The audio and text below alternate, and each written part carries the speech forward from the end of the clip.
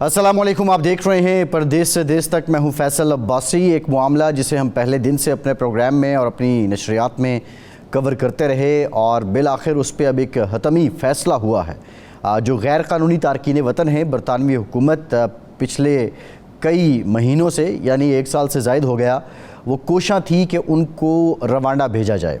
और रवांडा से मुताल्लिक बरतानिया की जो सुप्रीम कोर्ट है उसने फ़ैसला दिया था कि ये किसी सूरत महफूज मुल्क नहीं है कि गैर कानूनी तारकीन वतन को रवांडा भेजा जाए। लेकिन उसके बाद फिर से इस मामले को पार्लियामान में लाया गया और पार्लियामान में बड़ी लंबी चौड़ी बहस होती रही और बहस के बाद बिल आखिर जो बरतानवी पार्लियामेंट है उसने इस बिल को मंजूर कर लिया है और हाउस ऑफ लॉर्ड्स ने इस बिल में तब्दीली के लिए कई बार इसे वापस भेजा।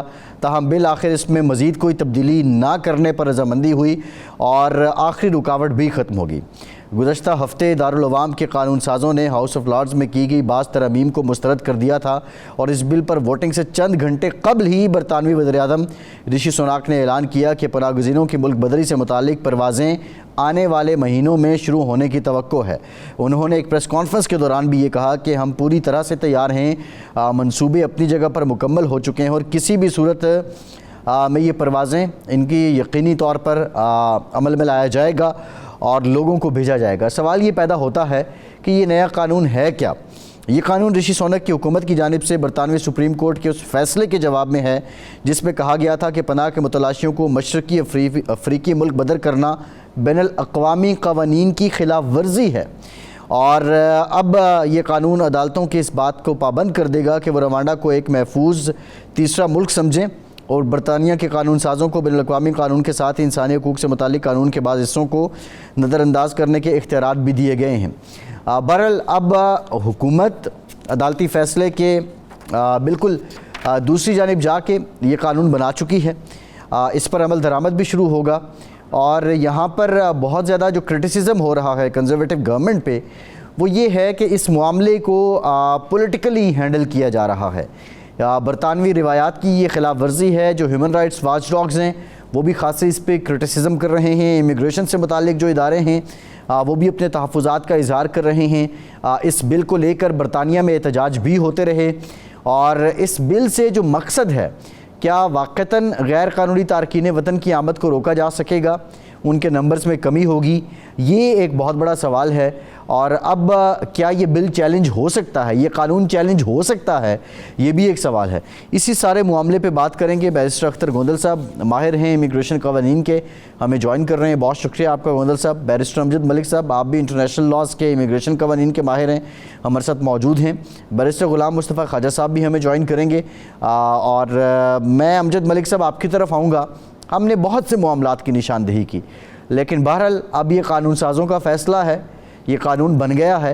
पहले तो ये बताइए कि जिस तरह ऋषि सुनाक तैयारी में हैं और पूरी तरह एक तरह से उन्होंने तैयारी खड़े भी कर दिए हैं, क्या ये अब पहली फ़्लाइट जा सकेगी रवांडा या उससे पहले इस पर कोई स्टे ऑर्डर आ सकता है और ये कानून अदालत में चैलेंज हो सकता है? बहुत शुक्रिया फैसल अब्बासी साहब। मेरे ख्याल में बड़ा पर्टिनेंट इशू है क्योंकि बैनुल अक़वामी दुनिया में मगरब एडवोकेट करता है कि वो इंसानी हकूक़ के एम्बेसडर्स हैं और वो उनकी प्रमोशन के लिए काम करते हैं, पूरी दुनिया में उसके फैलाव के लिए काम करते हैं।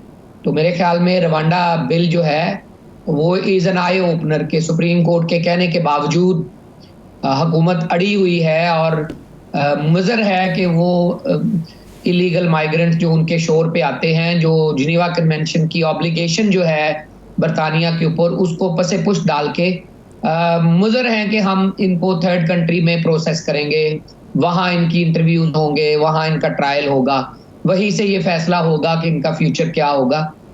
मैं समझता हूँ इसके पॉलिटिकल मुज़मरात भी हैं, इसके लीगल मुज़मरात भी हैं। लीगल मुज़मरात सख्त हैं, आपकी बात ठीक है। अभी भी ये चैलेंज हो सकता है और ये चैलेंज मेरे ख्याल में होगा भी। जो भी पहला सेट ये करने की कोशिश करेंगे जब बिल बन जाएगा, वो इंडिविजुअल भी कर सकते हैं चैलेंज, ग्रुप के चैलेंज भी हो सकता है पब्लिक लॉ के तहत, और वैसे भी लेजिस्लेशन भी चैलेंज हो सकती है क्योंकि ये पहले ही ऑलरेडी सुप्रीम कोर्ट का फैसला है इसके ऊपर। और जिस तरह लॉ लॉर्ड्स ने हाउस ऑफ लॉर्ड ने जिस तरह इसके ऊपर मजामत ही कहेंगे, मजामत की है, बिल को वापस भेजा है बार बार तब्दीलियां करने के लिए। उनकी एंजाइटी का मजहर है कि हाउस ऑफ लॉर्ड जो टेक्निकल आदमी बैठे होते हैं वहाँ, उनको तशवीश थी कि आप इस पॉलिटिकल गिमिक में कि आप इलेक्शन आने वाले हैं और आप अपनी पब्लिक को खुश करना चाहते हैं और आप रिड्यूस करना चाहते हैं to hundreds of thousand to dozens जो माइग्रेंट्स हैं, और उसके लिए आप कुछ भी करने के लिए तैयार हैं। अभी पिछले दिनों उन्होंने बहुत सारी लेजिस्लेशन अप्रैल में इंट्रोड्यूस करवाई है जिसमें आप खावंद अपनी बेगम को नहीं ला सकेगा अगर वो वर्क परमिट पे है। तो मेरे ख्याल में ये पॉलिटिकल गिमिक जो है लॉन्ग टर्म जो है एंड अप सुप्रीम कोर्ट में होगा दोबारा। और मेरा ये कहना यही है, उस वक्त तक हुकूमतें फिर आगे चले जाती हैं और फैसले जो हैं वो सुप्रीम कोर्ट के ही बरकरार रहते हैं। आप पहलूतई नहीं कर सकते अपनी ऑब्लिगेशन से, अपनी कानूनी जिम्मेदारियों से। आप वोटर को देखेंगे तो आप कहेंगे सबको ही बाहर निकाल दो, लेकिन आपकी जो कानूनी ऑब्लिगेशन, जो आपकी जिम्मेदारियां हैं, जो फेयर ट्रायल है, जो फ्रीडम फ्रॉम टॉर्चर है, जो मियारी ट्रायल है, जो right to have a fair trial है, जो आपकी प्रोटेक्शन ऑफ पॉलिटिकल ओपिनियन है, आपकी protection of advancing political protest है, जो आपकी फ्रीडम ऑफ एक्सप्रेशन है, मैं नहीं समझता इससे पहलू तय की जा सकती कि आप यूरोपियन कन्वेंशन में हो, आप ना हो। आपका जो कॉमन लॉ है वही प्रोटेक्ट करता है, और यही बरतानिया को दूसरे मुल्कों से मुमताज करता है कि बिल पास होने के बावजूद, वजीर आजम की जिद के बावजूद, वकील ये समझ रहे हैं कि in the end supreme Court का फैसला ही तारीख में सुनहरी हरूफ से लिखा जाएगा, वही अपनी जगह बनाएगा और वही बरतानिया का मुस्तकबिल होगा। सही है। बैरिस्टर अख्तर गोंदल साहब, बड़ी डिटेल हमने इस पे पूरी सीरीज़ की है, समझ लें कि जो जो इस पे डेवलपमेंट होती रही हम जो अपने नाज़रीन हैं उनको बताते रहे, लेकिन अल्टीमेट अदालत ने अपना फ़ैसला दिया। हुकूमत के पास, पार्लिमान के पास जो इख्तियार था उन्होंने उसको इस्तेमाल किया। अब क्या ये अदलिया और पार्लिमान उनके बीच, उनके इख्तियारात के बीच एक नई डिबेट होगी, या अवाम की जो अक्सरियत है, अवामी नुमाइंदों ने जो फ़ैसला किया है, आप समझते हैं कि वो उसको फेवर नहीं कर रही? ये मुस्तकबिल इसका क्या लग रहा है आपको? मेरा जी ख्याल है वासी साहब, आपने बड़ा राइटली कहा कि पार्लिमान और जो अदालतें हैं उनके दरमियान एक जो है वो नई बहस छिड़ जाएगी। मैं इससे बिल्कुल एग्री करता हूँ। मेरे ख्याल में जैसे कि अमजद मलिक साहब ने कहा कि सुप्रीम कोर्ट प्रिवेल करती है, और सुप्रीम कोर्ट जो है जब उसने डिसीजन दे दिया था कि रवांडा इज नॉट सेफ, तो गवर्नमेंट पे उसको बैक स्टेप पे चला जाना चाहिए था। लेकिन जो प्राइम मिनिस्टर है और जो टोरी गवर्नमेंट है, उनका एक पॉलिटिकल मैनिफेस्टो है कि वो जो इमिग्रेशन है उनकी पॉलिसीज बड़ी टफ और स्ट्रिक्ट होती हैं, और उन्होंने जब से टोरी की गवर्नमेंट बनी है उन्होंने अपना इस माटो को कंटिन्यू किया कि we will bring the net migration from 100,000 to 10,000, और उस मंशूर को वो कंटिन्यू किए हुए। जब एक कोर्ट का फैसला आ गया था तो गवर्नमेंट की ये इखलाकी जो है वो हैसियत बनती थी कि वो इस पे मजीद ना नई जो एक बिल को अमेंड करके लाए वो ना लाते। अब जो नया बिल है वो ये लाए हैं कि सेफ्टी ऑफ रवांडा। अब यूके की पार्लियामेंट ये डिसाइड कर रही है कि Rwanda is a safe country. मेरे ख्याल में ये एक नई बहस छिड़ जाएगी, क्योंकि ये अब जो बिल है इसमें जो कोर्ट्स की पावर्स हैं उनको कन्फाइन किया गया है। मसलन के इसमें ये है कि जो safety of general safety of Rwanda है उस पर अगर कोई बंदा चैलेंज करता है तो यूके की कोर्ट्स और ट्राइब्यूनल जो हैं उसको ना डिले कर सकते हैं, ना रिमूवल को प्रिवेंट कर सकते हैं। फिर ये है कि ये बिल जो है वो ये कहता है कि it disapplies relevant sections of human rights act 1998 of human rights के जो एक्ट है उसको अप्लाई नहीं कर सकते कोर्ट में। फिर ये है कि एक rule 39 injunction European Court of parliament, European Court of justice ने दिया हुआ है इंटरिम मेयर्स के लिए। अब ये बिल ये कहता है कि जो ओनली मिनिस्टर ऑफ क्राउन जो है वो डिसाइड कर सकता है whether to comply with an interim measure issued by European Court of human rights.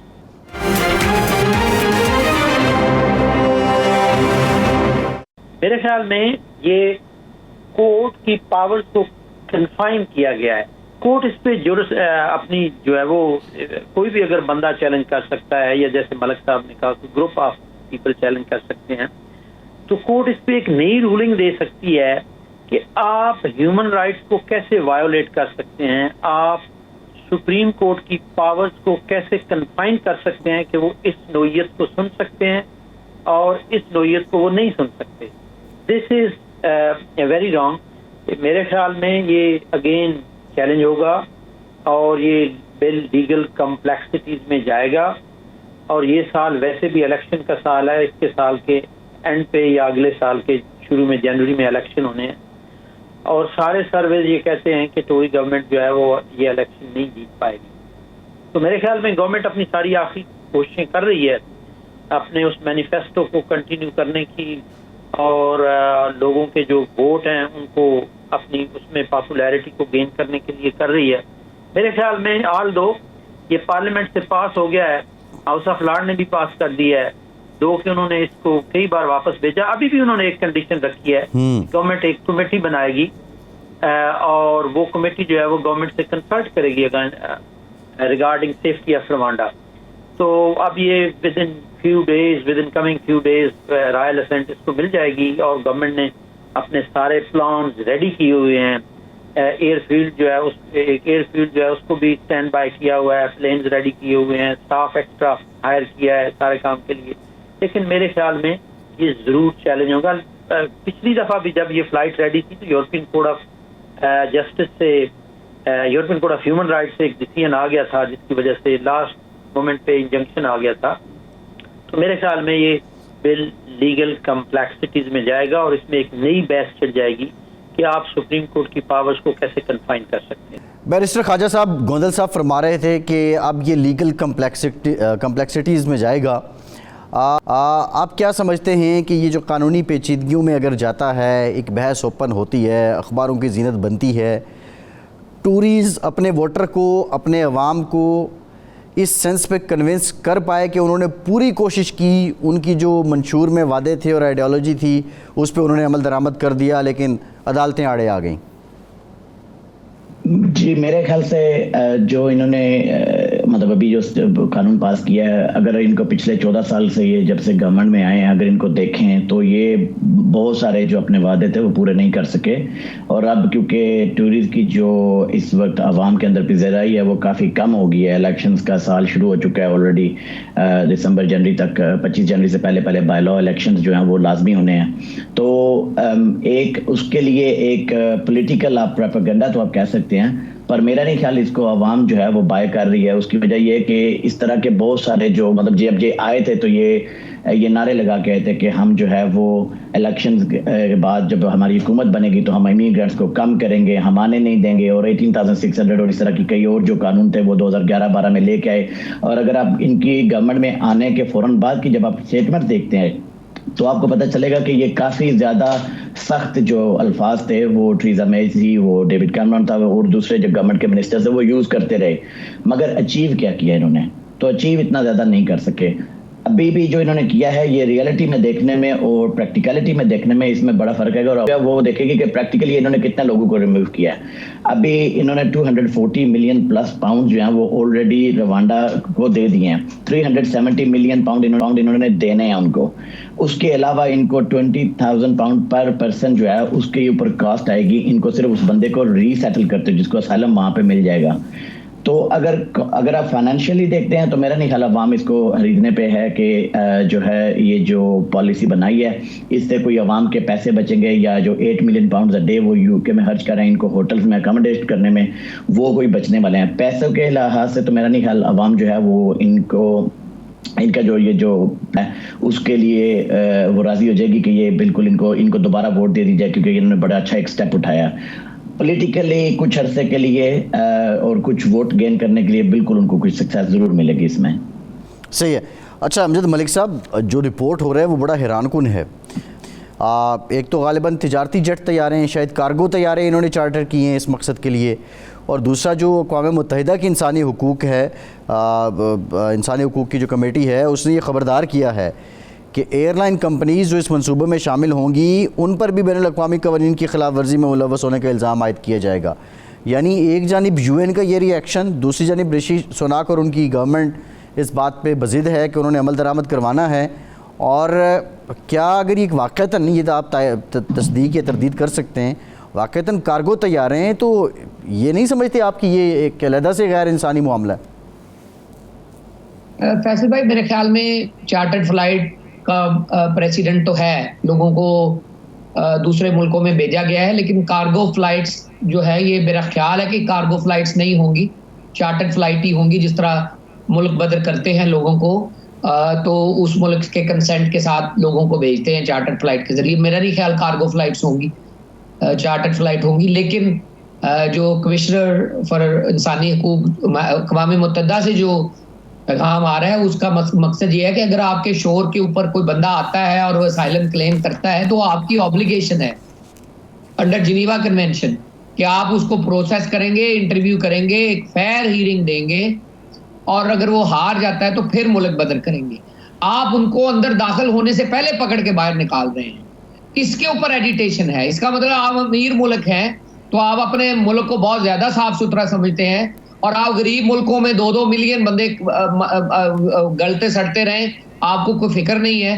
अपने मुल्क में 10,000 आ जाए तो आपकी जान निकली हुई है। अभी भी जो फिगर हैं 2018 से अब तक कोई 120 के आए हैं, यानी 1,20,000 लोग आए हैं, तो इतनी को तादाद नहीं है। लेकिन आप देखें जो सीरिया, शाम, अफगानिस्तान, इस तरह के जो अफेक्टेड एरिया से जो लोग निकले हैं और जो दूसरे मुल्कों में गए हैं, पाकिस्तान ने रिसेंटली जो आपका decades of long Afghan war भुगती है और वहाँ पे मिलियंस ऑफ रेफ्यूजी संभाले हैं, तो इनके तो अशरे शीर भी नहीं है बरतानिया को जो हिस्सा मिलता है। तो या तो ये कोटा ले लें कि जी हम इतना कोटा लेंगे, इतने कोटे के बाद जो बंदे बचेंगे उनको हम थर्ड कंट्री में प्रोसेस करेंगे, क्योंकि हमारी कैपेसिटी इतनी है। इन्होंने तो अभी तक ऐसा कुछ कहा ही नहीं है कि हमारा कितनी कैपेसिटी है, कितनी नहीं है। बात सिर्फ स्ट्रीट के ऊपर वो जो टैबलॉइड है उसकी है। आप कह रहे हैं हम कलर्ड लोगों को, हम रेफ्यूजीज को, हम अंदर आने वालों को अंदर नहीं घुसने देंगे, हम इनफ है, और हम हंड्रेड्स ऑफ थाउजेंड से टेन ऑफ थाउजेंड तक लेके जाएंगे। आप वो कर नहीं पा रहे। उसका गुस्सा जो है वो आप नई तरह की एक्सपेरिमेंटल लेजिस्लेशन बना के कर रहे हैं। ऊपर से आप सुप्रीम कोर्ट से सींग फंसा रहे हैं। सुप्रीम कोर्ट ने कह दिया, अख्तर गुंदल ने राइटली पॉइंट आउट किया, सुप्रीम कोर्ट ने कह दिया कि ये बैनुल-अक़वामी कानून के तहत ये सेफ ऑप्शन नहीं है। आप अपनी जिम्मेदारी शिफ्ट कर रहे हैं। रवांडा का ट्रैक रिकॉर्ड हमारे पास नहीं है, क्या वहाँ लोग सेफ होंगे नहीं होंगे। मसलन आपने डिटेंशन सेंटर में बंदे रखे हुए, यानी प्रोसेसिंग सेंटर में बंदे रखे हुए हैं, कोई आगे उनको को हमला कर जाए तो how will you protect them? आपका बरतानवी कानून, आपका बरतानवी होम मिनिस्ट्री, आपकी बरतानवी पुलिस, आपकी बरतानवी फौज तो बरतानिया में होगी ना। आप वहां लोग कैसे प्रोटेक्ट करेंगे? रवांडन लोग किस तरह उसको डील करेंगे कि जी आपने अपनी जिम्मेदारी हमें शिफ्ट करके हमें हमारे मुल्क में भेजनी है अपने लोग, जो आपकी जिम्मेदारी है, तो आप उनके लिए इंसाफ लंच की तरह इंसाफ बाय कर रहे हैं कि जी ये लें, यहाँ सस्ता इंसाफ होता है, आप यहाँ आगे इंसाफ ले लें। आप इंसाफ को इस तरह शिफ्ट नहीं कर सकते।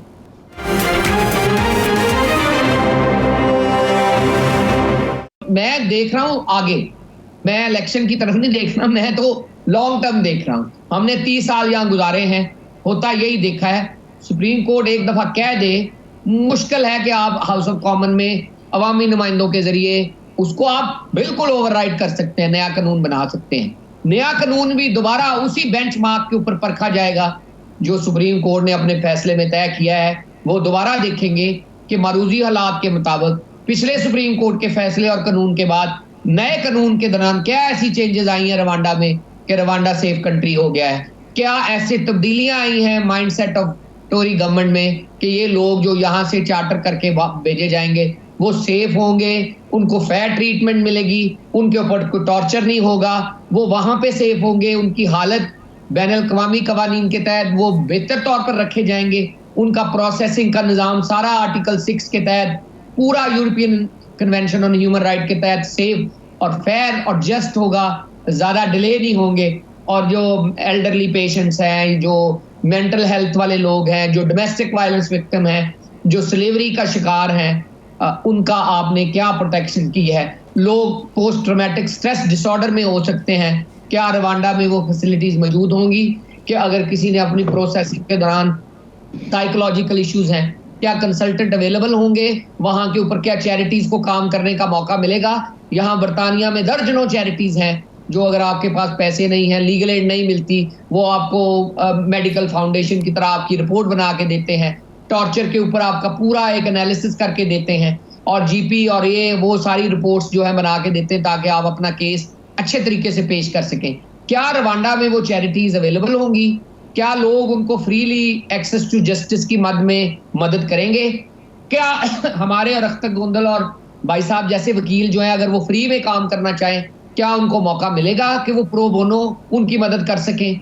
ये वो सवालात हैं जिसकी बदौलत मैं ये कहने पे मजबूर हूं, तो ये लड़ाई छोड़ देनी चाहिए थी। गोंदल साहब ने राइटली फरमाया कि हाथ खड़े कर लेने चाहिए थे। अब वोटर को रुजू करने के लिए कोई सस्ता कोई शोहरत का बहाना ढूंढते। ये रवांडा वाला चार्टर फ्राइटो वाला ये जो किजिया है, ये पहले भी अनसेफ डिक्लेयर हुआ है। हमने पाकिस्तान में भी देखा था कि ये लोगों को चार्टर फ्लाइट के जरिए भेजे थे, फिर एकदम रुक गया था। ये कामयाब नहीं होते इस तरह के आपके जो glossy actions to woo your public, यानी अपनी पब्लिक को रुजू करने के लिए, यानी फ्लैशी इकदामात। लॉन्ग टर्म नहीं जाना, फोन वो टेक्स्ट मैसेज वाला निकाला था कि अगर आप किराए पे घर देंगे तो टेक्स्ट मैसेज करें ताकि लोगों को घरों पे किराए, इलीगल लोगों को किराए पे घर देने से रोका जा सके। इन्होंने थाउजेंड्स ऑफ पाउंड उसके ऊपर लगाया और वो स्कीम फेल हुई। हम कितनी दफा से कह रहे हैं, और आपके प्रोग्रामों का बड़ा कंट्रीब्यूशन है कि रवांडा के ऊपर आपकी बात सुनी गई और सुप्रीम कोर्ट का फैसला उसका मजर था। हम कितनी दफा कहते रहे हैं कि आप अपना बैकलॉग जो है उसको आप क्लियर करें, कोई एमनेस्टी दें, कोई लोगों को काम के वीजे दें। इन्होंने नहीं किया। उसका नतीजा ये निकला कि जब ये बैकलॉग देखते हैं तो बैकलॉग वहीं खड़ा है। इसीलिए जो आने वाले लोग हैं वो उस पायल में जमा होते हैं, तो इनको ये डरावना फिगर नजर आता है कि हमने तो इनमें तादाद में कमी की नहीं है।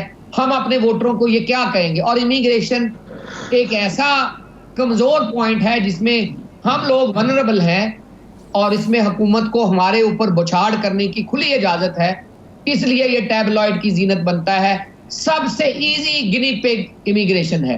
क्या आप कहेंगे जो लोग आते हैं ना जी, ये हमारा सारा माल खा गए, हमारे बेनिफिट खा गए, घर ले गए, हमारे बेनिफिट ले गए, हमारा हेल्थ ले गए, हमारे स्कूल ले गए? ऐसा हरगिज नहीं है। ये आटे में नमक के बराबर लोग लेते हैं अपने मुल्क में। ज्यादातर लोग गरीब ममालिक में या दूसरे ममालिक में लोग पार्क हैं जो वॉर रिडन इलाकों से आते हैं, और मेरे ख्याल में ये पॉइंट मद्देनजर रखना चाहिए। गोंदल साहब, एक और भी है इस सारी गुफ्तगू का पहलू कि आलमी तनाजुर में जिस तरह तब्दीलियाँ आई हैं और अंदाज़े हुक्मरानी और अंदाज़े सियासत बदला है। पाकिस्तान के बारे में तरक्की पजीर मुल्क है, कहा जाता था कि यहाँ की जो अदालतों के फ़ैसले हैं वो हुकूमतें बाज़-औक़ात नहीं मानती। बहुत सी मिसालें कोट की जाती थीं, और यही प्रैक्टिस यहाँ भी रही कि बाज़ फ़ैसलों पे कानून साजी भी करने की तजावीज़ आती रहीं। अब ये सब कुछ जो हुआ है, इसकी एक्सेप्टेबिलिटी क्या इसलिए भी होगी कि पूरी दुनिया में अंदाज़े सियासत बदल गया है? वरना एक टाइम में तो सुप्रीम कोर्ट का order considered as a supreme, तो अब ये उसकी रिफ्लेक्शन बरतानिया में है, या आप समझते हैं कि ये कोई बहरानी कैफियत हो सकती है आगे जाके आईनी एतबार से? जी अब्बासी साहब, जो बरतानिया की अदालतें हैं वो इंडिपेंडेंट हैं एंड दे डिस्पेंस जस्टिस। इसकी बड़ी मिसालें हैं, कई मिसालें हैं। इमिग्रेशन लॉज में मिसालें हैं जिसमें असाइलम सीकर्स को डिपोर्ट किया गया, लेकिन जब कोर्ट का फैसला आया तो उनको वापस बुलवाया गया, और जो secretary of state for the home department है उनको कंटेम्प्ट का नोटिस भी भेजा गया। बड़ी बड़ी मिसालें हैं। इसकी एक वाज़ेह मिसाल अभी ये जो रवांडा बिल है, इसमें जो सुप्रीम कोर्ट ने जो फैसला दिया है, लेकिन गवर्नमेंट ने फिर उसको पार्लियामेंट में लाई है। तो मेरे ख्याल में जो इंटरनेशनल ट्रेंड है कि अदालतों के फैसले गवर्नमेंट्स मानती हैं या नहीं मानती हैं, मेरा ख्याल में इस मुल्क में ऐसे नहीं, प्रैक्टिकली नहीं हो पाएगा। इस मुल्क की अदालतें बड़ी इंडिपेंडेंट हैं और उनके जो डिसीजन हैं वो गवर्नमेंट को अल्टीमेटली मानने पड़ते हैं। ये एक बड़ा कंट्रोवर्शियल टॉपिक है। असल में तो ये शुरू हुआ था कि जो बोट पे इलीगली लोग आते हैं इंग्लिश चैनल को क्रॉस करके, उसको रोकने के लिए। तो उसके लिए गवर्नमेंट और भी मेजर्स ले सकती थी, जैसे कि अभी रिसेंटली इन्होंने अल्बानियन से जो एक एग्रीमेंट किया, उससे 90% जो उधर से लोग आते थे उसमें कमी आई। जो फ्रेंच गवर्नमेंट है उसके साथ जो एग्रीमेंट है उनको स्ट्रिक्ट किया जा सकता था, उनकी इम्प्लीमेंटेशन को। दूसरा बात, जो जैसे कि मलिक साहब ने कहा कि अगर कोई बंदा इस मुल्क में आके असाइलम करता है तो ये गवर्नमेंट की ड्यूटी है, government is under an obligation to proceed with the asylum claim. ये कैसे हो सकता है कि उस बंदे ने असाइलम क्लेम ही नहीं किया और उसको आप वापस भेज दें? दिस इज अनलॉफुल और अनजस्ट। और दूसरा यह है कि अगर आप इस पे हजारों क्वेश्चन उठते हैं, असाइलम सीकर को आप रवांडा भेजते हैं तो उसकी सेफ्टी को आप कैसे जो है वो इंश्योर कर सकते हैं? जो बैड प्रीवियस एग्जाम्पल्स हैं रवांडा की, वो कोई अच्छी नहीं है, होशरुबा नहीं है। उसके अलावा जो राइट टू फेयर ट्रायल है, आर्टिकल 6 है ह्यूमन राइट्स एक्ट का, जिसका मलिक साहब ने भी जिक्र किया, उसकी छोटी कैसे हो सकती है? वहां जो बंदा है उसको राइट टू फेयर ट्रायल, क्या गारंटी है कि उसे फेयर ट्रायल मिलेगा? जो यहाँ एक्सेस लॉयर्स की है, वहां पे इसी तरह कैसे एक्सेस होगी लॉयर्स की? अब जो इमिग्रेशन लॉ प्रैक्टिस करते हैं जो लॉयर्स हैं वो तो यूनाइटेड किंगडम में हैं। उसके बाद अगर किसी का असाइलम क्लेम रिफ्यूज होता है, जो एक पूरा सिस्टम है इस मुल्क में, उसको राइट ऑफ अपील मिलता है, वहाँ पे अपील जो है उसका क्या सिस्टम होगा, कैसे होगा, वो किसी को कोई पता नहीं है। उसके अलावा अगर जो असाइलम सीकर वो डिटेंशन सेंटर में है, डिटेंशन सेंटर की जो हालत है उस मुल्क में, उसके बारे में क्या गारंटी है? फिर उसको जो मेडिकल फैसिलिटीज वहाँ पे मिलेंगी उसकी क्या गारंटी है? There are thousands of question. और मेरा स्टिल ये व्यू, शुरू से आपने बहुत सारे इस पे प्रोग्राम किए हैं, मेरा शुरू से ये व्यू रहा है कि ये बिल जो है ये लीगल कम्प्लेक्सिटीज में ही रहेगा, ये कोर्ट में फिर से चैलेंज होगा और फिर से इस पे कोर्ट की रूलिंग आएगी। इस पे European Court of human rights की भी रूलिंग आ सकती है, इस पे इंजंक्शन भी होंगे। इसको कंटिन्यू करना, इस गवर्नमेंट के लिए इम्प्लीमेंट करना बड़ा मुश्किल होगा। ऑन दी अदर हैंड अगर हम देखें तो इस मुल्क में जो असाइलम सीकर्स हैं उनका जो बैकलॉग है वो बिलियंस में है। इतने लाखों में केसेस हैं जो पेंडिंग पड़े हुए हैं। एक असाइलम क्लेम बंदा करता है तो उसका हो सकता है साल में 1 साल लग जाए डिसीजन आने में, 2 साल लग जाए डिसीजन आने में। ऐसी भी एग्जाम्पल्स हैं जिसमें मोर देन 2 years भी लगे हैं। तो गवर्नमेंट को इस जो बैकलॉग है पहले तो उसको खत्म करें, उसके लिए केस वर्कर ज्यादा हायर करें, उनकी तादाद को बढ़ाएं, और जो इतना पैसा आप खर्च कर रहे हैं, जैसे ख्वाजा साहब ने वो जितने पैसे इस पे खर्च होंगे उसकी एग्जाम्पल दी, वो पैसा आप अपने मुल्क में खर्च करें और बैकलॉग जो असाइलम का पड़ा हुआ है उसको खत्म करें। अपने जो सिस्टम है जो केसेस को प्रोसीड करने वाला है उसको स्पीड अप करें ताकि जल्दी डिसीजन हो। अब बहुत सारे केसेस हैं जिनमें जो एडजर्न हो जाते हैं कि जी due to availability of judiciary, यानी जजेस कम होते हैं, बहुत सारे केसेस फ्लोट लिस्ट पे होते हैं जब हम कोर्ट्स में अपीयर होते हैं।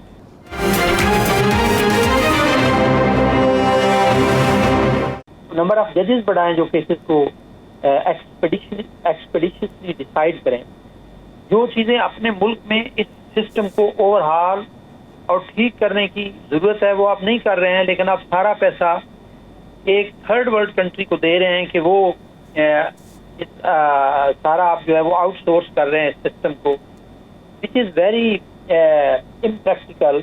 और फिर जो इंटरनेशनल कवानीन है उनकी आप खिलाफ वर्जी कर रहे हैं, और फिर इंटरनेशनल ह्यूमन राइट्स ऑर्गेनाइजेशन जो हैं वो सारी इसको कंडेम कर रही हैं। जैसे कि आपने कहा कि यूनाइटेड नेशंस ने कहा है कि जो एयरलाइन इसको कैरी करेंगी उनको फाइन्स होंगे, तो ये तजारती जहाज जो है उनको रेडी कर रहे हैं।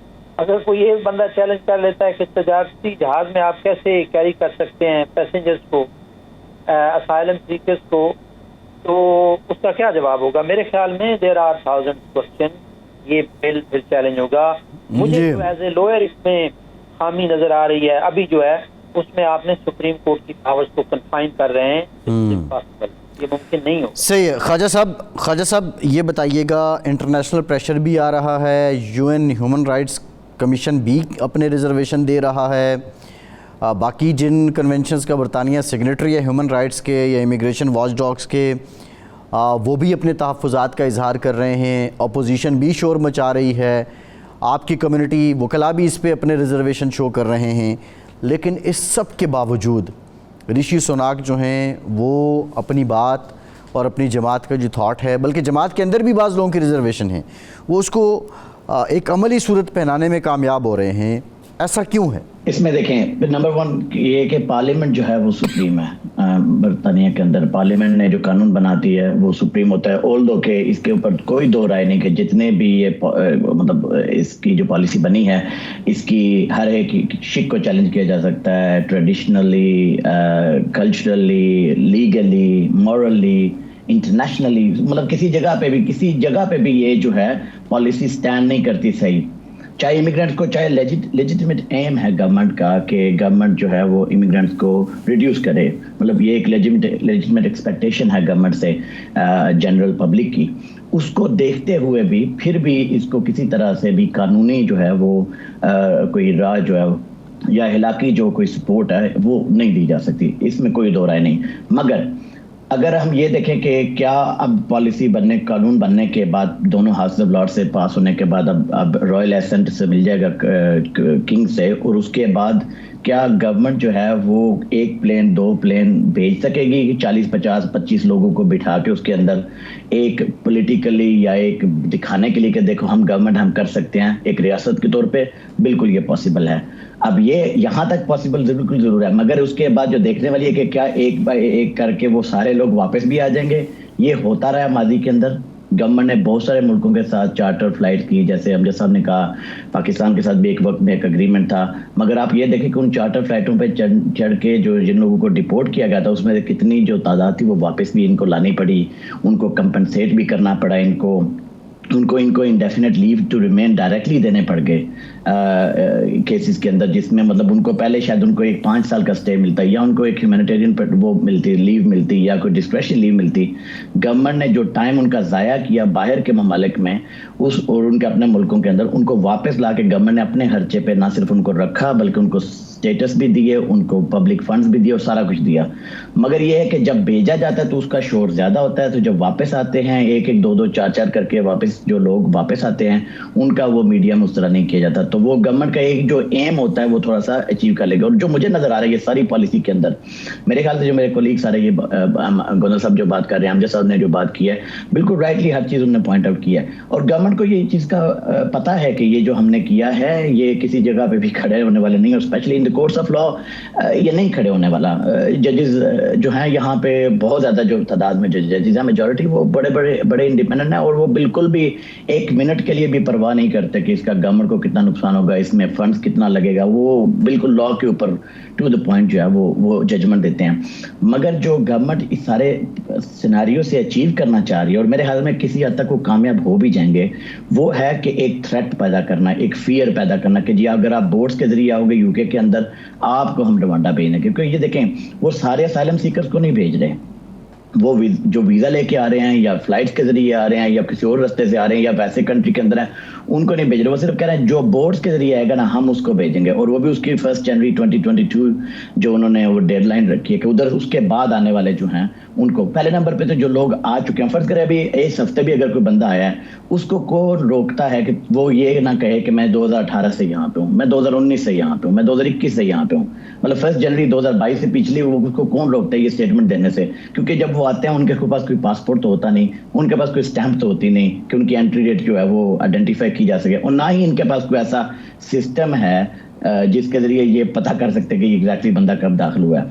तो इसमें बहुत सारे लूप होल हैं, इसमें बहुत सारे इश्यूज हैं जो फैक्चुअली इनको प्रॉब्लम करेंगे, प्रैक्टिकली इनको प्रॉब्लम करेंगे, मगर सिर्फ ये है कि एक पॉलिटिकल स्टंट के तौर पे बिल्कुल वो कामयाब रहे हैं और हो भी जाएंगे काफी हद तक। 1-2 फ्लाइट 4 फ्लाइट भेजने में या 10-20 लोगों को भेजने में कामयाब बिल्कुल गवर्नमेंट एज अ रियासत जो है जब आती है तो करने पे वो बिल्कुल कर सकते हैं, और उसमें कहीं किसी हद तक वो कामयाब हो जाएंगे। ये अलग बात है कि उनको शायद सारे के सारे वापस लेके आने पड़े करोड़ और पैसा लगाना पड़े उनको रीसेटल करने में यूके में। मलिक साहब, क्या वाकतन एक इम्प्रेशन कायम कर पाई है हुकूमत कि लोग कम से कम बोट्स का रास्ता ना लें? मेरे ख्याल में जो लोग चढ़ चुके हैं या जो लोग पहुंच चुके हैं थर्ड कंट्रीज में और वो बरतानिया या जर्मनी या इस तरह की डेस्टिनेशन में जाना चाहते हैं, उन्हें कोई चीज़ नहीं रोकती। वो अपना रास्ता इख्तियार करते हैं, वो कमिट कर चुके होते हैं। ओवरऑल जब तक आप ट्रैफिकर्स को नहीं लटकाते और डिटेरेंट नहीं बनाते, तब तक नहीं कोई फ़र्क पड़ता। जो लोग ला रहे हैं, जो इन रूट्स को मैनिपुलेट करते हैं, अब्यूज़ करते हैं, जो लोग पैसे लेके लोगों को ट्रकों में, ट्रालों में या कंटेनर में भेजते हैं, जब तक उनके ऊपर हाथ नहीं पड़ेगा तो आपकी लेजिस्लेशन का उस विक्टिम्स जो हैं उनके ऊपर तो होगा, जो आए हैं आपके साहिल पे, जो इनके मास्टरमाइंड है उनके ऊपर अगर हाथ नहीं पड़ता तो मेरा नहीं ख्याल कोई इतना बड़ा डिटेरेंट होगा। और इनकी पब्लिक भी इतनी आसानी से ये स्वीटीज कबूल नहीं करेगी। उनको पता है जब ये सुप्रीम कोर्ट में जाएंगे ये कमजोर फुटिंग में होंगे। पहली ही फ्लाइट एक भी बंदा मर गया किसी में तो ये लेने के देने पड़ जाएंगे। और आपको पता है ये पब्लिक बड़ी जल्दी टैबलॉइड और सोशल मीडिया के ऊपर इम्प्रेस होती है और बड़ी जल्दी वो इनको गालियां निकालना शुरू कर देंगे कि ये इन्होंने क्या किया है कि आपने एक प्रेग्नेंट वुमन को फर्स्ट एड नहीं दी और जहाज पे चढ़ा दिया, या एक एल्डरली ओवर 70 को आपने जो है बगैर चेक किए उनकी मेडिकल हेल्थ चेक किए। इस तरह तो प्रिजनर ऑफ वॉर का भी नहीं आप उनसे करते कि आप समुद्र के किनारे से पकड़ के कान से और दूसरा जहाज तैयार खड़ा हो और आप उसको भेज दें। इस तरह तो आप जो जंग में पकड़े जाने वाले फौजी हैं उनके साथ भी इस तरह का सलूक नहीं करते। तो मेरे ख्याल में इसमें इतने ह्यूमन राइट्स के इश्यूज हैं कि इनको कोटा सिस्टम करना पड़ेगा कि 1 लाख आदमी 1 साल में हम लेंगे, 1 लाख से ज्यादा जो होंगे वो हम प्रोसेसिंग सेंटर में भेजेंगे। प्रोसेसिंग सेंटर भी इनको अपना प्रोड्यूस करना पड़ेगा कि जहां भी इतने इनके साहिल समुंदर हैं, हवाई जहाज, हवाई अड्डे हैं, उनके नजदीक इनको प्रोसेसिंग सेंटर जिसके साथ ही डिटेंशन सेंटर हो वहां बनाने पड़ेंगे, वहां रखने पड़ेंगे और वहां ही वो ही काबिल कबूल होगा। जी आप अपने सॉइल के ऊपर लोगों को प्रोसेस कर। मैं बिल्कुल ठीक है मलिक साहब, टाइम कम है। मैं वन लाइन कमेंट गोंदल साहब से लूँगा। गोंदल साहब, ये जो ह्यूमन ट्रैफिकिंग का इशू है, क्या इसकी तरफ भी कोई तवज्जो है? दूसरे ममालिक से कहा जाए या इंटरनेशनली बरतानिया कोई कोशिश करे कि इसको कम किया जाए? नहीं जी, ह्यूमन जो इलीगल ये ह्यूमन जो ट्रैफिकिंग है और इलीगली जो लोग आते हैं उनको बिल्कुल गवर्नमेंट को रोकना चाहिए। और उसमें काफ़ी जो है वो कीमती जाने भी ज़ाया हुए हैं, वो गवर्नमेंट को राइट है, गवर्नमेंट को रोकना चाहिए। लेकिन हमारी सारी इस डिस्कशन का मकसद ये है कि कोई भी ऐसा अनलॉफुल एक्शन नहीं लेना चाहिए जो ह्यूमन राइट्स को वायोलेट करे, जो इंटरनेशनल लॉ को वायोलेट करे। ऑफकोर्स ये गवर्नमेंट का राइट है कि वो अपने बॉर्डर्स को प्रोटेक्ट करे। मेरे ख्याल में गवर्नमेंट का main aim no doubt deterrent create करना था और जो number of immigrants into the country है उनको रिड्यूस करना था। इससे समहाउ इवन दो उन्होंने अगर डिटरेंट क्रिएट कर भी ली है तो मेरा नहीं ख्याल कि ये जो जितना कंट्रोवर्शियल ये रवांडा प्लान रहा है जो पब्लिक है उसकी इनको सपोर्ट मिल सकेगी। बिल्कुल ठीक। Khwaja Sahab, one line comment आपकी तरफ से। आप समझते हैं कि पब्लिक सपोर्ट नहीं है लेकिन गवर्नमेंट अपना काम करने में कामयाब हुई है? बिल्कुल। और गवर्नमेंट से इस तरह की गवर्नमेंट से इस तरह के हालात में और जैसे इलेक्शन करीब आ रहे हैं इस तरह की चीजें एक्सपेक्ट की जा सकती है। बल्कि इससे आगे जाके शायद 1-2 और चीजें तो इस तरह की इलेक्शन में जाने से पहले वो करें और बाद में फिर जो दूसरी पार्टी जो हुकूमत बनाएगी उसके ऊपर इल्जाम लगाने उनको अगले 5 साल मिल जाएंगे कि हमने ये लाए और इन्होंने ये जो है हमारी पॉलिसी चलने नहीं दी और कोर्ट्स के अंदर ये जीत नहीं सके। बिल्कुल ठीक। ख्वाजा साहब बहुत शुक्रिया। बैरिस्टर गुलाम मुस्तफ़ा ख्वाजा, बैरिस्टर अमजद मलिक साहब, बैरिस्टर अख्तर गोंदल साहब, तमाम मेहमानों का बहुत शुक्रिया। फैसल अब्बासी को इजाज़त दीजिए।